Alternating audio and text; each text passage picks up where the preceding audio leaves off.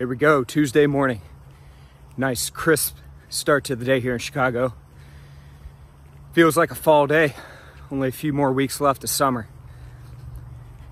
So there's rumblings that we're making a little bit of progress on that stimulus bill we talked about yesterday. Markets ahead of that, heading into the open, are flat. Not much going on in the equity markets. Asia, seeing some weakness last night, and Europe was kind of a mixed bag.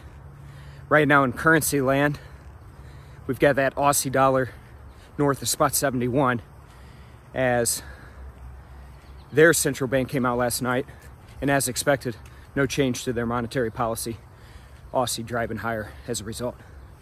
Oil lower by 2% right now, and gold just shy of $2,000 an ounce.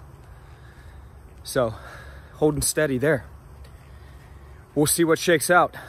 Again, we need some progress on this stimulus package to get that next leg higher. I'll check in with you folks again tomorrow. Check in with us on Facebook and Twitter. We'll keep you updated throughout the day. Let's get out there and get after it. All right, folks. Bye-bye.